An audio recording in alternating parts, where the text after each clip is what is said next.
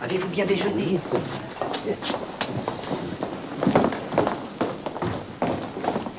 Avez-vous bien déjeuné?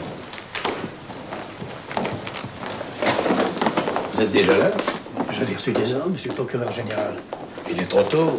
Restez pas là, c'est inutile. Revenez à 17h30. Rien n'est changé. Il y en aura bien 6. Mais oui, mais oui.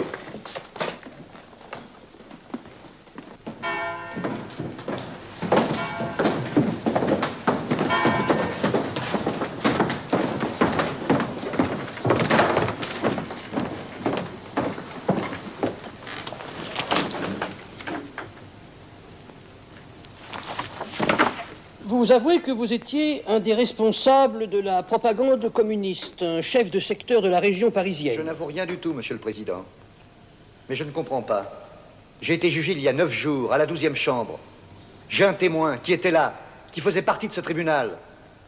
Ce juge-là, le deuxième à votre gauche, monsieur le président. Taisez-vous, je vous demande de reconnaître les faits. On a trouvé chez vous des codes, des grilles. On n'a rien trouvé du tout. Je suis un militant communiste dévoué à son parti et aussi dévoué à son pays. Et je ne pense pas que la France puisse... Taisez-vous et asseyez-vous. Asseyez-vous. Mais le juge en noir, là, je le reconnais. Il était à la 12e chambre. Pourquoi votre avocat n'est-il pas là? Je n'en sais rien, monsieur le président. Mais si vous le permettez, je me défendrai seul. Nous pouvons remettre l'affaire. Je préfère être jugé aujourd'hui. Vous et votre femme, vous êtes inculpés de propagande subversive. D'après le rapport de la police, on a trouvé chez vous une machine à écrire et du papier pour l'impression de tracts. Mais pourquoi des tracts? C'était du papier blanc, il pouvait servir à n'importe quoi. Il y avait aussi 3 tracts imprimés. Vous auriez trouvé les mêmes dans toutes les boîtes aux lettres de Clichy. Et ça? Bah, ça, c'est normal. Avant la guerre, j'étais secrétaire de section. Je ne renie pas mes opinions. Je demande le maximum de la peine prévue par la loi, 5 ans de prison.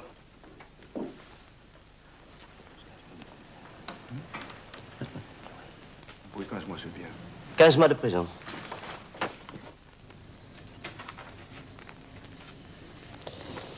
Monsieur l'avocat général, vous avez la parole. Messieurs, dans cette affaire comme dans l'affaire précédente, je ne peux demander que la peine de mort. La parole est à la défense. Cet homme est un idéaliste. Il se trompe, c'est évident. Mais il croit au progrès de la société. Oui, c'est une sorte de croyant. Assez primitif, sans doute. Assez naïf. Vos propos sont insupportables. Un naïf, un croyant, un idéaliste. Mais cet homme est dangereux. C'est un ennemi acharné de l'ordre que nous sommes chargés de défendre. Quel est votre avis, Bafos? La peine capitale. L'attitude de cet homme m'a touché. Une certaine qualité humaine se dégage de lui. Je ne peux pas voter la peine de mort dans ce cas. Moi non plus, vous vous en doutez bien, monsieur le président. La Cour, après en avoir délibéré conformément à la loi, considérant qu'il résulte que l'accusé André Bréchet s'est rendu coupable d'avoir, premièrement, exercé une activité ayant pour objet de propager directement ou indirectement les mots d'ordre de la 3e internationale. L'article 135 du Code pénal, les lois du 17 septembre et 27 octobre 1940, vu l'article 336 du Code d'instruction criminelle, vu la loi du 14 août 1941, et notamment l'article 8, condamne le nommé Bréchet André à la peine de mort, le condamne aux dépens liquidés à la somme de 5 447 francs 80 centimes, plus 62 francs 50 centimes des droits de poste. Ordonne qu'il aura la tête tranchée dans l'enceinte de l'établissement pénitentiaire de la santé.